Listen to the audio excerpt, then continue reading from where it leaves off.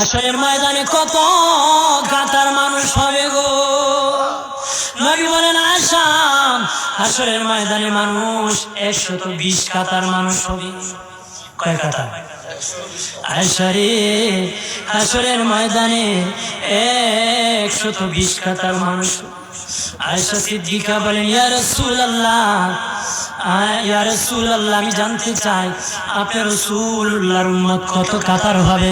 নবী বলেন আয়েশা, আমি রাসূলুল্লাহর উম্মত একাই 80 কাতার হবে। আয়েশা বলেন ইয়া রাসূলুল্লাহ, দিনের নবীজি 80 কাতার যে আপনার উম্মত হবে, আপনার উম্মতকে কেমনে আপনি চিনবেন? নবী বলেন আয়েশা রে, আমার উম্মতকে 3টা পরিচয় আমি চিনব।